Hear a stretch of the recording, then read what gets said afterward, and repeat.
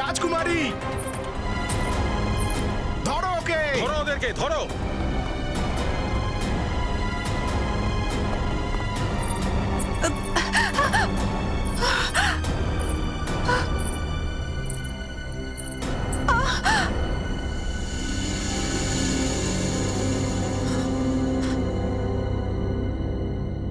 আমার সিআইডি কপ। আরে মেয়েটা তো ইংরেজিতে বলছে। আমি একজন সিআইডি অফিসার, পুলিশ ইন্সপেক্টর। এইসব পুলিশ পুলিশ মানি না, মার একে।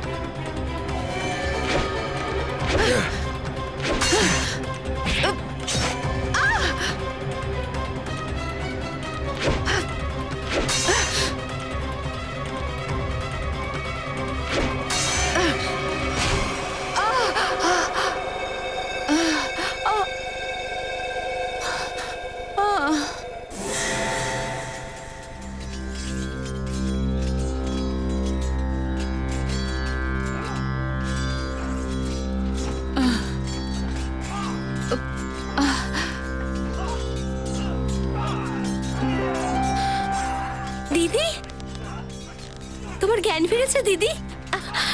এক মিনিট দাঁড়াও। মা, মা, মা তাড়াতাড়ি আসো, দেখো দিদির জ্ঞান ফিরেছে। দিদি, কেমন লাগছে এখন দিদি?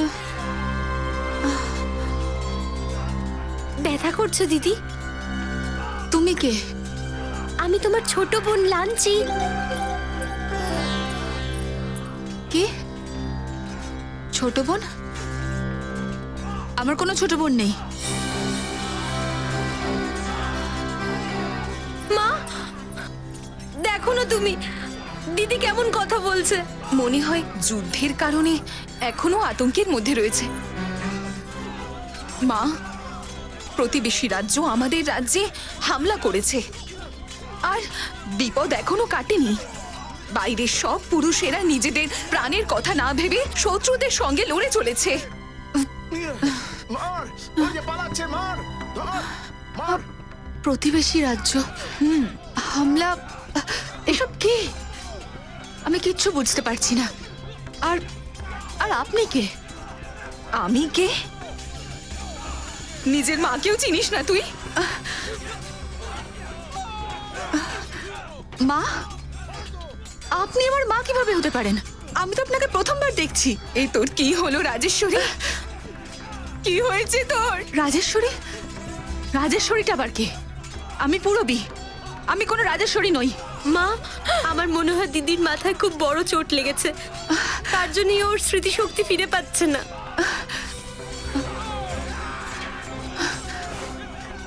আরে আরে তুই কোথায় যাচ্ছিস মা? এই এই পেন্টিংটা? হ্যাঁ, আগের বছরেই বানানো হলো। কিছু মনে পড়েছে? বল। জুন 1940। এই পুরনো ক্যালেন্ডারটা কি করছে এখানে? পুরনো?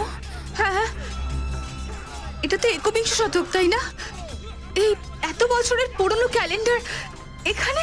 মনে হয় আতঙ্কের খুব বড় একটা প্রভাব পড়েছে তোর ওপর। চল তুই বিশ্রাম নে, ওর জন্য হলুদ দেওয়া দুধ আরে নিয়ে কিন্তু যা। আপনারা আমার দিদি, কথাটা তো শুনুন। তুই চল। দিদি একটু বসো। আপনারা আমার কথা শুনছেন না একটু কেন? বসো দিদি, আরে একটু বিশ্রাম নাও তুমি। একটু চলো শো সবাই, দিদি। রাজেশ্বরীকে কিছুক্ষণ বিশ্রাম নিতে দাও।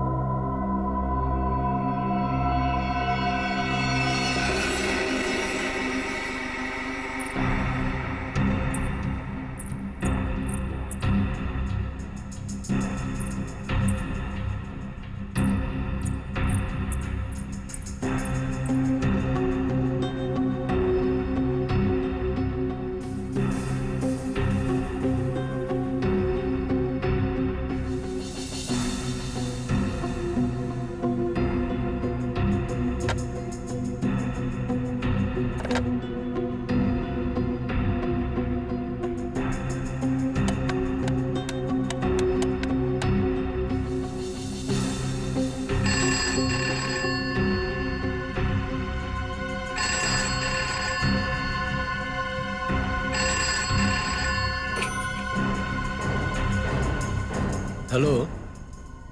Hello hello ACP sir. হ্যাঁ বলছি, আপনি কে বলছেন? মেয়ের সুরে। এসিপি স্যার, আমি পুরবি বলছি। Purabi? Hello hello ACP sir. ACP ফেসিপি ওইসব বলবেন না। এসিপি কোথায় পেলেন?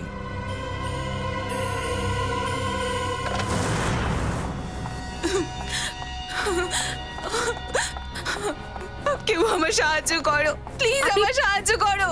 আপনি শান্ত আমি হন। অনেক বড় বিপদে বসুন। পড়ে গেছি। বসুন এখানে। বসো বসো, জল নিয়ে এসো। প্লিজ জলটা খান।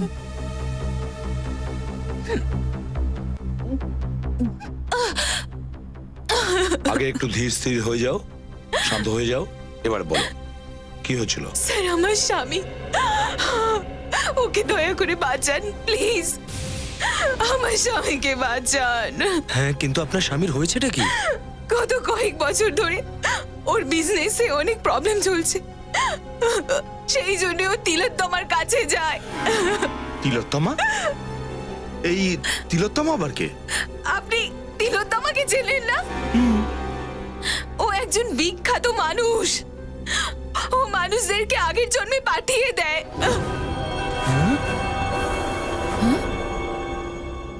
আগের জন্মের?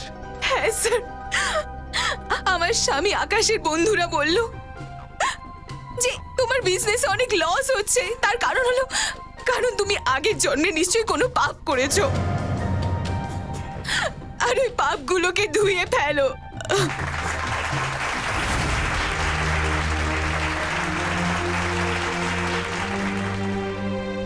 প্রত্যেক মানুষের জীবনে এমন একটা সময় অবশ্যই আসে যখন তাকে তার অতীতের দিকে ফিরে তাকাতে হয়। কারণ আমরা জানি, যতক্ষণ না ভালোভাবে আটাটা মাখা হয় ততক্ষণ ভালো রুটি তৈরি হয় না। ঠিক সেইভাবেই যতক্ষণ না পর্যন্ত মানুষের পূর্বজন্মের পাপকে শেষ করা হচ্ছে ততক্ষণ পর্যন্ত সে এই জন্মে কিছুতেই ভালো থাকতে পারে না। এটা একেবারে অসম্ভব। কিন্তু এই অসম্ভবকে সম্ভব করার জন্য তিলোত্তমা আপনাদের সামনেই আছে।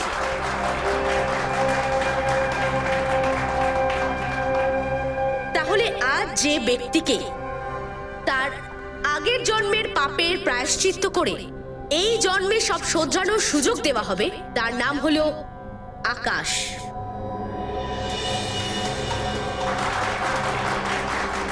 আসুন আকাশ, স্টেজে উঠে আসুন।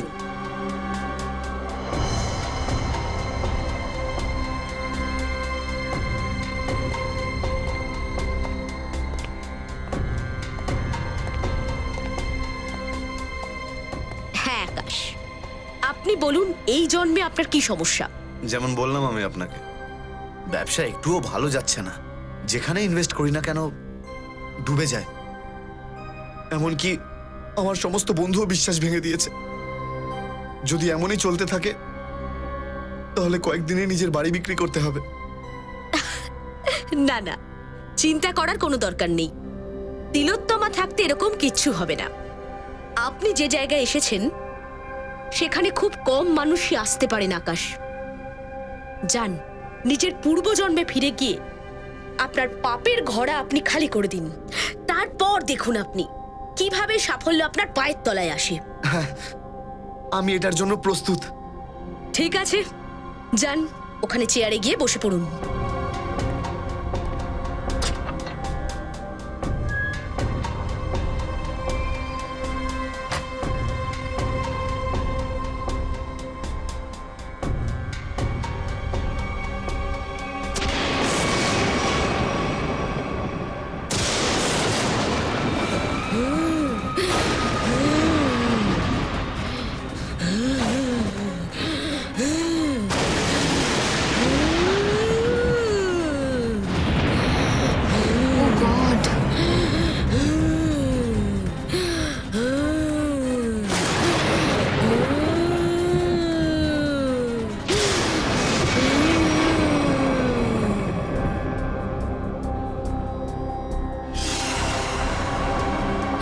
আকাশ,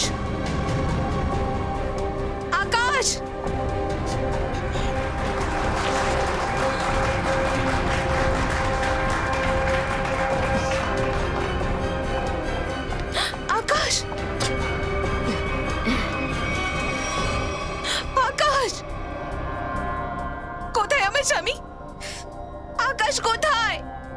তো পূর্বজন্মে ফিরে গেছেন। পূর্বজন্মে কখন আসবে? ঠিক 24 ঘন্টা পরে।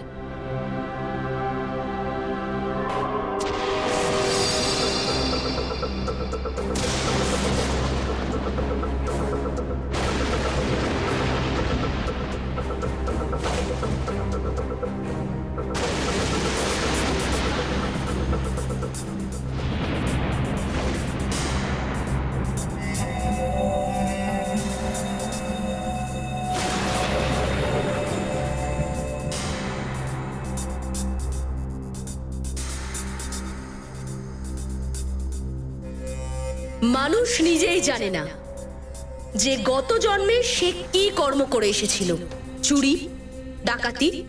যতক্ষণ না পর্যন্ত মানুষ তার অন্তর না দেখতে পাচ্ছে, ততক্ষণ সে তার পূর্ব জন্মের কর্মের কথা কি করে বুঝবে? আর যতক্ষণ না পর্যন্ত মানুষ তার পূর্ব জন্মের সব কর্মের কথা জানতে পারছে, ততক্ষণ সেগুলো শোধরাবে কি করে? নিজের এই নাটকের কথাগুলো বন্ধ করো আর আমাকে এটা বলো যে আমার স্বামী কোথায়। তোমার স্বামীর ফিরে আসতে আরো একটু সময় লাগবে। পাপের প্রায়শ্চিত্ত করা ওর বাকি আছে।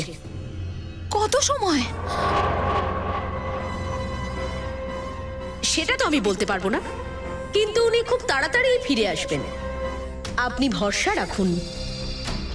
ও তো শুধু 24 ঘন্টা বলেছিল, কিন্তু এখন তো পুরো 48 ঘন্টা পার হয়ে গেছে। আমার স্বামীর কোনো খোঁজ পাওয়া যাচ্ছে না। প্লিজ আপনারা দয়া করে আমার সাহায্য করুন। একদম চিন্তা করো না, আমরা তোমার স্বামীকে নিশ্চয়ই ফিরিয়ে নিয়ে আসবো। এবার শুধু এটা বলো যে ওই তিলোত্তমা তোমার স্বামীর কাছ থেকে ওর আগের জন্মের পাপ কাটানোর জন্য কোনো টাকা পয়সা নিয়েছে? হ্যাঁ স্যার, আচ্ছা, ও পুরো 10 লাখ টাকা নিয়েছিল আমার স্বামী থেকে। বাহ বাহ বাহ বাহ, গত জন্মের পাপ ধুয়ে দেওয়ার জন্য 10 লাখ টাকা।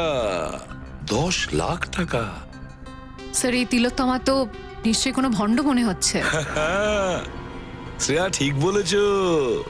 এবারে তো ওই তিলোত্তমার সঙ্গে আমাদের দেখা করতেই হবে। চলো, এই অজুহাতে আমরাও একটু আমাদের পাপ ধুয়ে নিই। কিন্তু আপনাকে খুব সৎ মানুষ মনে হয়, দেখে মনে হয় না যে আপনি গত জন্মে কোনো পাপ করে থাকবেন। এসিপি সাহেব, এই জন্মে কোনো অসুবিধা আছে আপনার? একদম না। তাহলে বউ বা বাচ্চা? মোটেই না। তাহলে আপনি পূর্বজন্মে ফিরে গিয়ে কি করবেন? এই সব কিছু তো করা হয় পাপীদের জন্য, যাতে তাদের ভাগ্যের চাকা সঠিকভাবে ঘুরতে পারে। তিলোত্তমা দেবী, অনেক হয়েছে। আপনি এটা বলুন, এনার স্বামী আকাশ কোথায়? স্যার, এভাবে কিছুই বলবে না।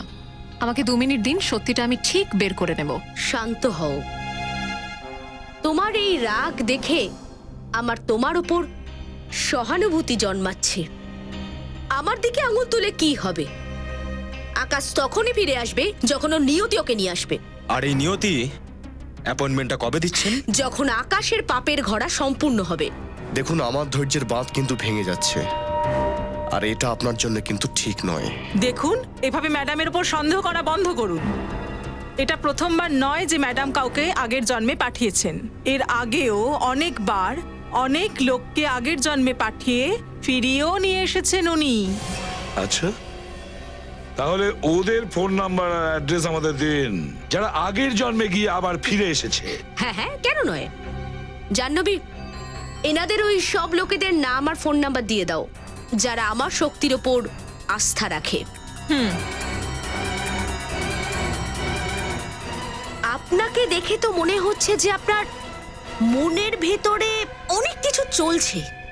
দেখুন, এত ঝড়ঝাপটা যদি নিজের মনের মধ্যে লুকিয়ে রাখবেন, তাহলে জীবনটা কিন্তু কঠিন হয়ে যাবে। আমার তো মনে হচ্ছে হয়তো আপনার গত জন্মের কোনো ঋণ বাকি আছে। আপনি যেতে চাইবেন আপনার গত জন্মে? শুধু গত জন্মেরই নয়, এই জন্মের অনেক পাপ আমার বাকি রয়েছে। আর বুকের মধ্যে ঝড় এই জন্য চলছে যাতে সমাজকে তোমার মতো লোকের হাত থেকে বাঁচাতে পারি। আর একটা কথা মনে রাখবে, আগামী 24 ঘন্টার মধ্যে যদি আকাশ ফিরে না আসে তাহলে তোমার জিনিসপত্র ছুড়ে আমি বাইরে ফেলে দেবো, বুঝেছো? এই নিন।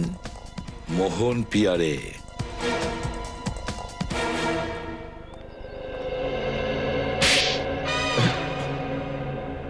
যদি ফের তুমি এত সময় লাগাও না তাহলে দেখবে আমার থেকে খারাপ কেউ হবে না।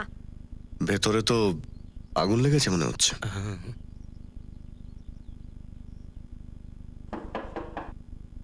মোহন পেয়ারে, মোহন বাবু,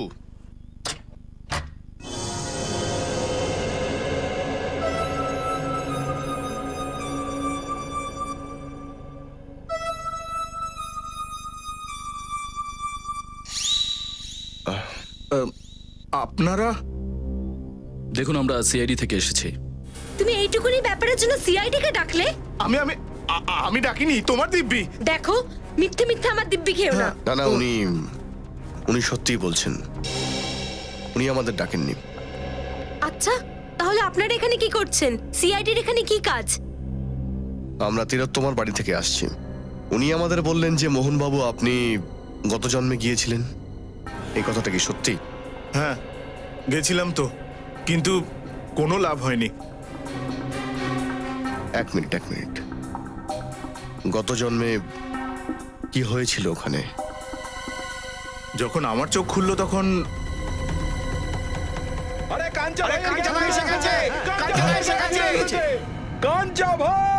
সালাম সালাম সালাম সালাম আলাইকুম কাঞ্চা ভাই। সালাম আলাইকুম। কাঞ্চা ভাই জ্ঞান ফিরেছে। কাঞ্চা ভাই সালাম আলাইকুম। সালাম আলাইকুম ভাই। কাঞ্চা ভাই সালাম আলাইকুম। উঠুন উঠুন উঠুন উঠুন উঠুন। সালাম ভাই, সালাম সালাম ভাই। আমি কোথায় চলে এলাম? ভাই এসে গেছে, আর কোনো চিন্তা নেই আমাদের। ভাই সালাম ভাই। এরা সবাই আমাকে কাঞ্চা বলে ডাকছে কেন? আমার নাম তো মোহন পেয়ারে। এরা সবাই আমাকে টাকা দিচ্ছে কেন? এরা আমার সঙ্গে এইভাবে কথা বলছে কেন, যেন আমি কোনো গুন্ডা বা ওইরকম কিছু।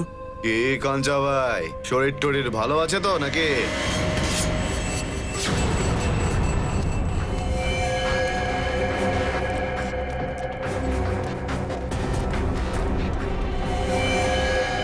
আরে আরে দাদা, আমি কি ক্ষতি কাঞ্চা করেছি? দাদা, আর তোর দাদাগিরি এখানে চলবে না, এবার তুই শেষ। আরে দাদা দাদা দাদা, আমি কিছু করিনি দাদা।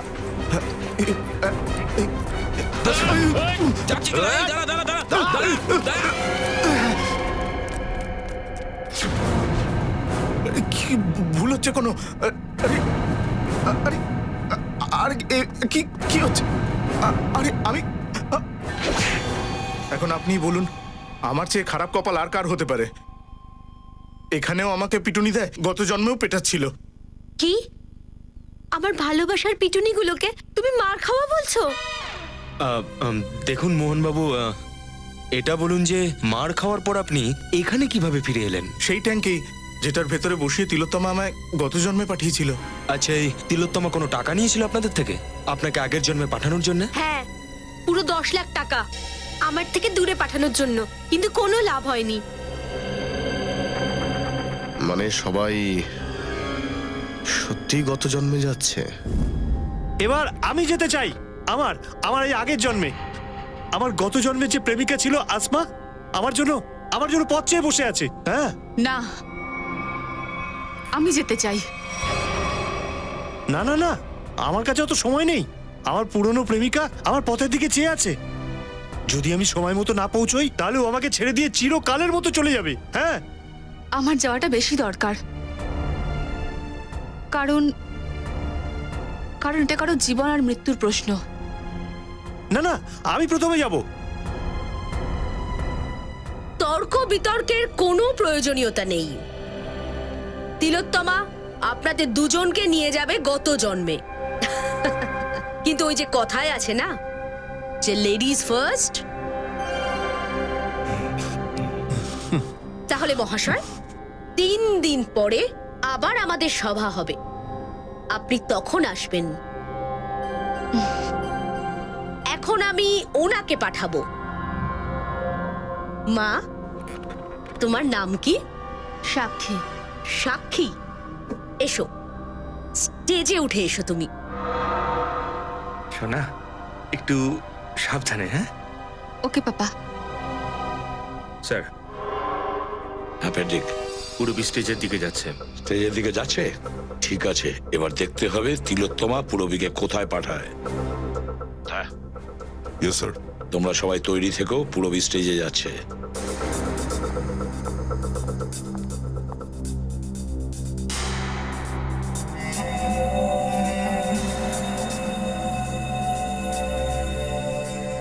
আমার 10 লাখ টাকা। সেটা আমি জাহ্নবীকে দিয়ে দিয়েছি। যাও মা, ভেতরে চেয়ারে গিয়ে বসো।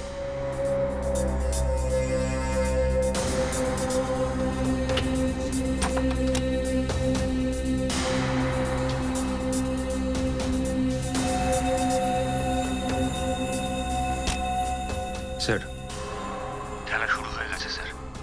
পুরবী যে কোনো মুহূর্তে আগের জন্মে চলে যেতে পারে। আমরা তৈরি আছি ফেডরিক, সবাই তৈরি আছে। দয়া, রেডি থেকো। Yes sir. ওকে।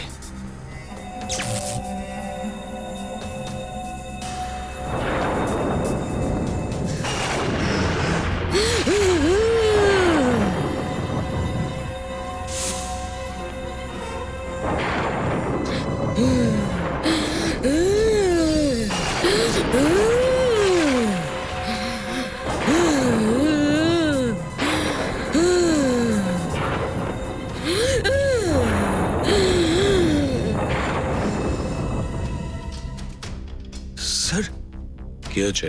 পুরবী অদৃশ্য হয়ে গেছে। পুরবী অদৃশ্য হয়ে গেছে? এই দরজা দিয়ে কাউকে বেরোতে দেখিনি। হ্যাঁ স্যার, এখান থেকে তো কেউ বাইরে আসেনি। আমিও তো দরজার বাইরে দাঁড়িয়ে আছি, এখান থেকেও কেউ বেরোয়নি। এখন থেকে ঠিক 24 ঘন্টা পরে আমরা এখানেই আসব, এটা জানার জন্য যে সাক্ষীর গত জন্মের যাত্রাটা কেমন ছিল। কেউ কোথাও যাবে না। এই অডিটোরিয়ামের সমস্ত দরজা বন্ধ। এবার তিলোত্তমা, আপনিও কোথাও যাবেন না, আর তোমরাও, বুঝেছো? সিআইডি লোকেরা এখানেও? হ্যাঁ, এখানেও। বলো, পুরবী কোথায়? কে পুরবী? কে পুরবী? ওই যে মেয়েটা সাক্ষী, যাকে একটু আগেই তুমি অন্য দুনিয়াতে পাঠিয়েছো, কোথায় সে? সে এখন অন্য দুনিয়ায় গেছে। আচ্ছা চল, এবার আমরা তোকে অন্য দুনিয়ায় পাঠাবো। তোমরা দুজনে চলো চলো। কোথায় গেল? আমার সামনেই তো পুরবী টেন্টের ভেতরে ছিল।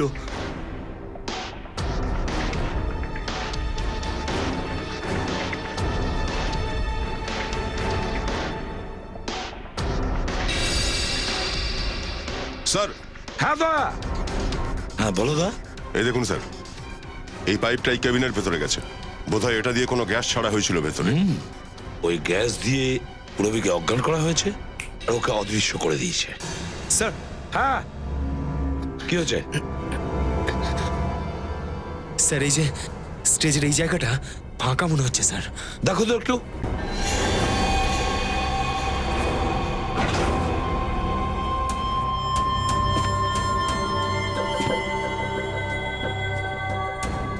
সচিন, সাবধানে। হ্যাঁ স্যার।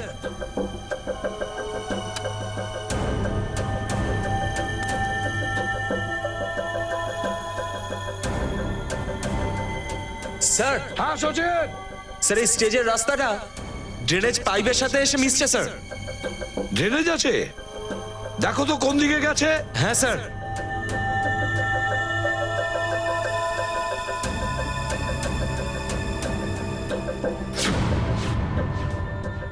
নর্থ?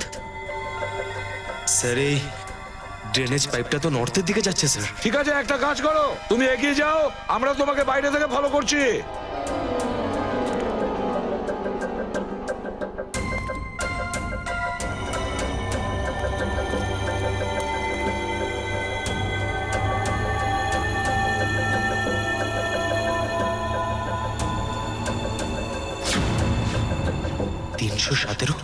স্যার। হ্যাঁ সচিন। স্যার, আমি ম্যানহোল নাম্বার 317 সামনে পৌঁছে গেছি স্যার, কিন্তু এখানেও কিছু নেই স্যার। 317 নম্বর ম্যানহোল? এক মিনিট।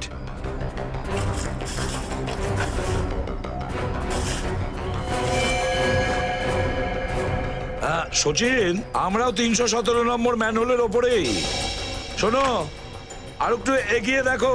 হ্যাঁ, আমরা তোমার সঙ্গেই আছে। হ্যাঁ স্যার।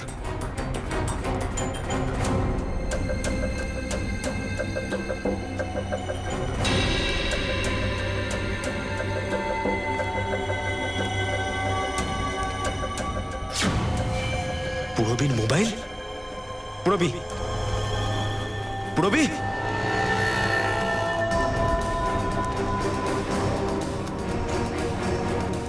স্যার, হ্যাঁ সচিন, ম্যানহোল নাম্বার 321-এর সামনে পুরবীর মোবাইলটা পেয়েছি স্যার। 321?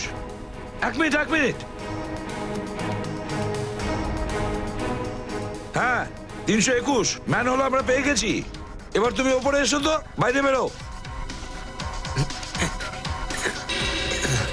স্যার, হ্যাঁ, এই নিন পুরবীর ফোনটা স্যার। পুরবীর ফোন এখানে পাওয়া গেছে। এটার মানে দাঁড়ায় সচিন যে পুরবীকে এখান থেকেই নিয়ে গেছে, এখান থেকে। স্যার, আপনি আমার স্বামীর ব্যাপারে কিছু জানতে পেরেছেন? নাতাশা, তুমি এখানে কি করছো? হ্যাঁ, স্যার, আপনিই বলুন আমি কি করব? বাড়িতে বসে বসে শুধু আকাশের চিন্তা আমায় কুড়ে খাচ্ছে। হ্যাঁ সুশান্ত, বলো। আচ্ছা,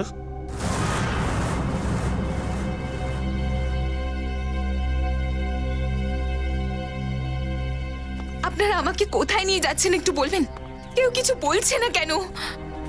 এখানে এখানে এত ভিড় কেন?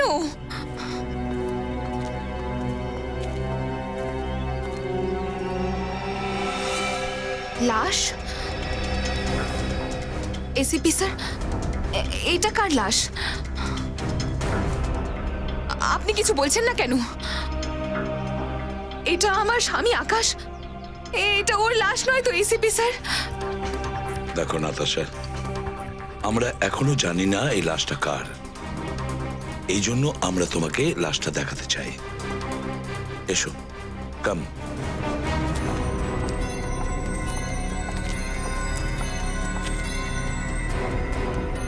বস, খুব বাজেভাবে মেরেছে একে।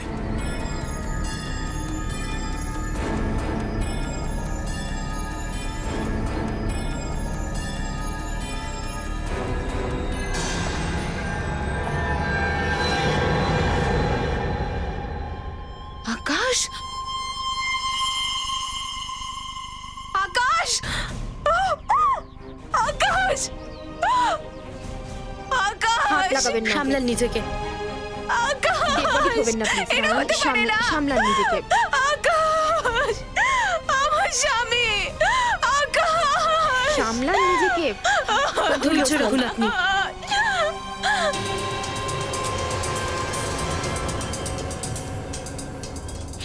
দেখো শাহরুখে কিভাবে তীর দিয়ে মেরেছে।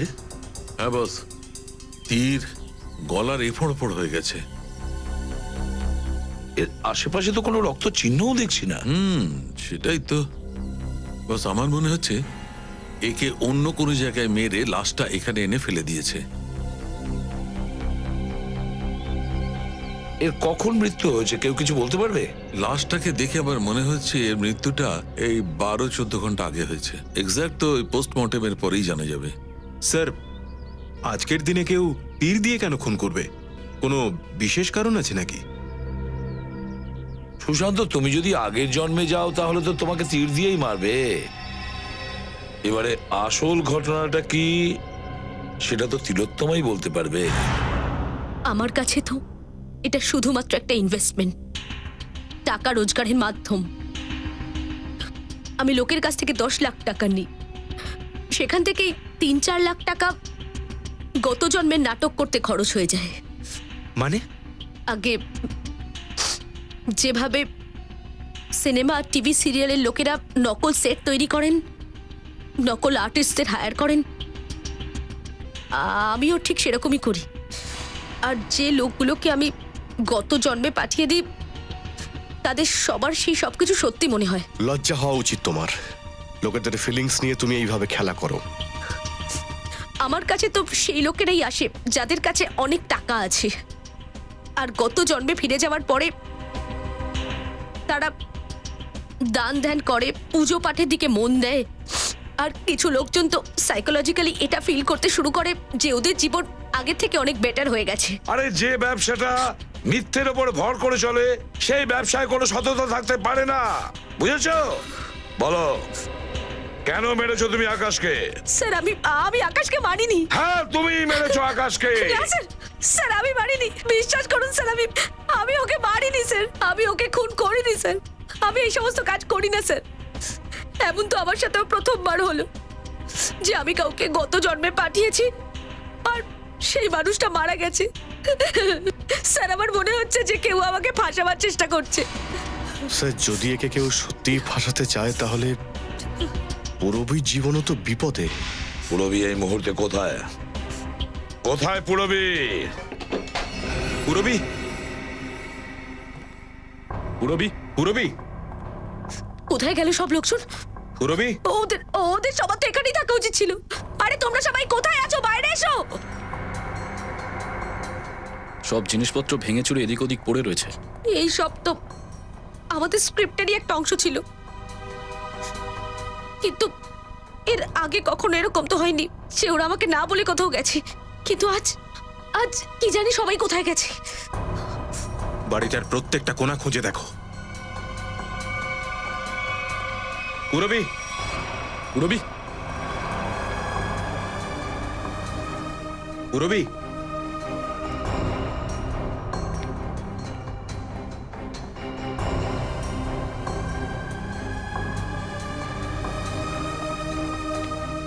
পুরবী,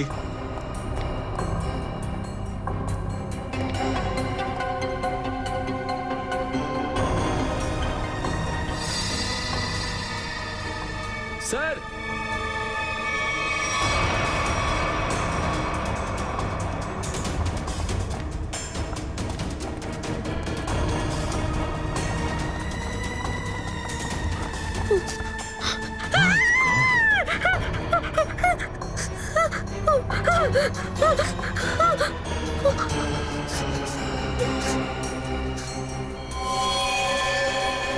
স্যার এই মেয়েটাকেও সেভাবেই মারা হয়েছে যেভাবে ওই ছেলেটা অর্থাৎ আকাশকে মারা হয়েছিল, তীর দিয়ে।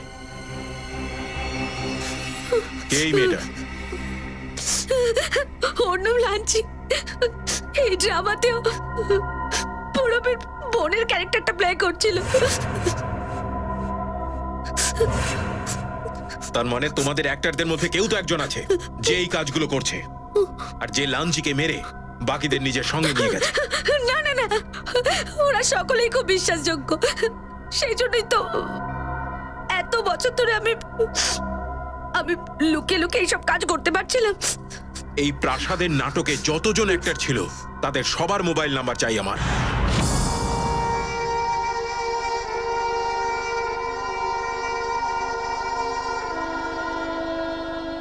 এবার কেমন লাগছে সিআইডি ইন্সপেক্টর পুরবী? নিজের পূর্ব জন্ম থেকে ফেরত এসে, হ্যাঁ?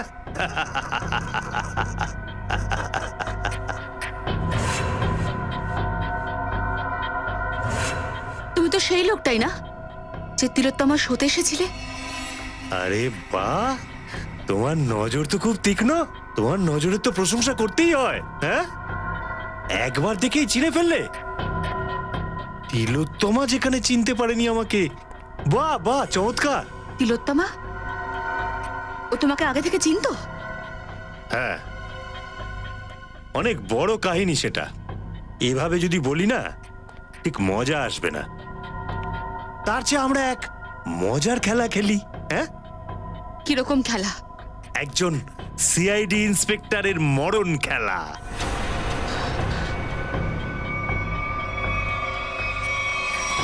রেডি করো। হ্যাঁ স্যার।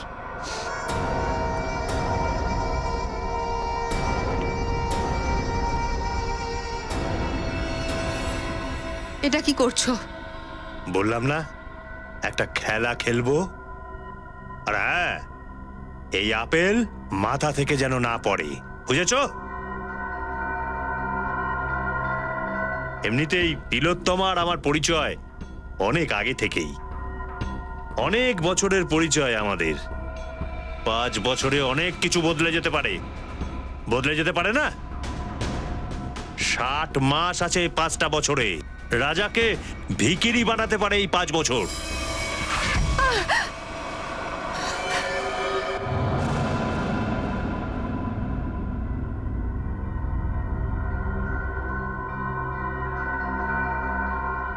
আমি এটা জানি, তুমি এটা জানার জন্য ছটফট করছো না যে তিলোত্তমা আমার সাথে কি করে থাকতে পারে, যার পরিণতিতে আকাশ, রানী আর তোমার মতো নির্দোষ লোকেরা ফল ভোগ করছো।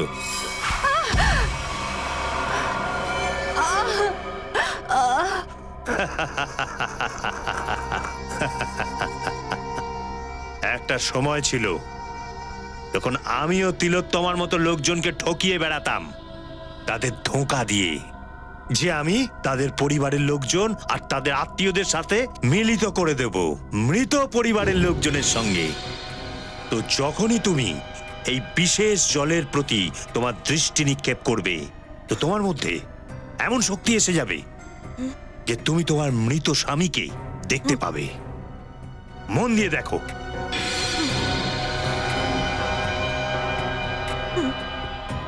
ঠিক করে মন দিয়ে দেখো, আরো মন দিয়ে।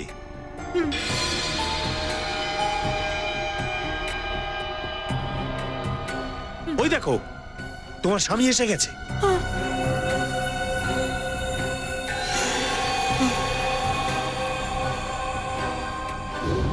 জানো তারপর কি হলো?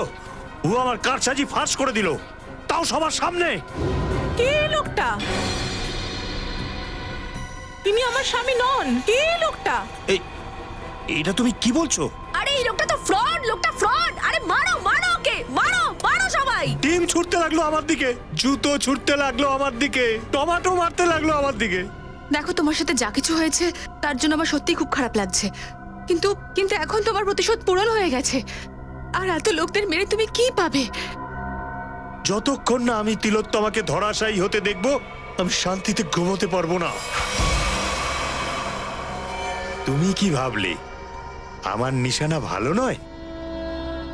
না, এ তো স্রেফ একটা খেলা ছিল, সময় কাটানোর জন্য।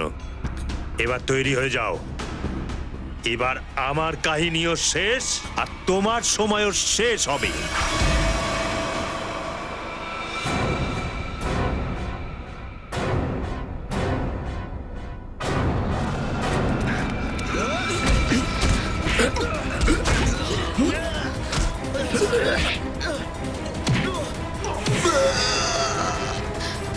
দাঁড়ান।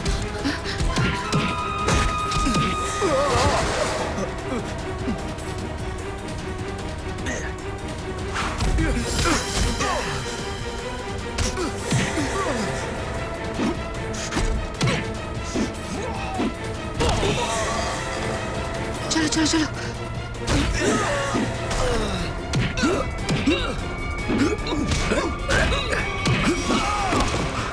চলো তাড়াতাড়ি চলো।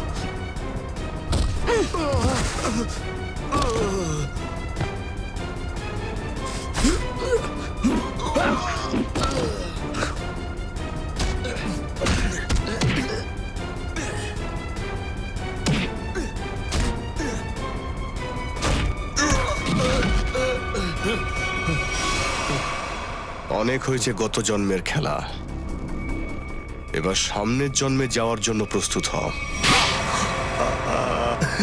Sir sir sir sir sir আমি যা করেছি তা তিলোত্তমাকে বাঁচানোর জন্য করেছি স্যার, আমি সত্যি কথা বলছি। আর আমার বদলার আগুনকে শান্ত করার জন্য করেছিলাম স্যার। তিলোত্তমাকে ফাঁসানোর জন্য দুজনকে খুন করেছিস তুই, আরেকজন সিআইডি অফিসারকে মারতেও যাচ্ছিলি। স্যার আকাশকে তো মারাটা খুব জরুরি ছিল স্যার, কিন্তু রানী বিনা কারণে মারা গেছে স্যার।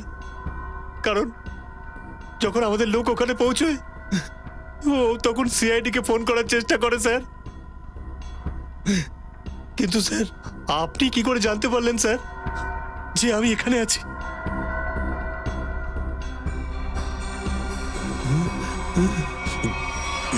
ইন্দিরা দেবীর মাধ্যমে। আর আর আপনি কে? নিজের মাকেও চিনতে পারছিস না? ইন্দিরা, তুমি আমাকে এভাবে ঠকালে?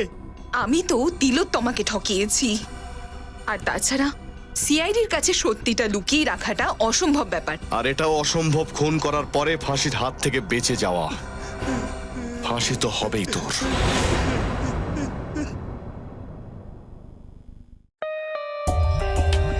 For more updates, subscribe to our channel, click the show links and enjoy watching the videos.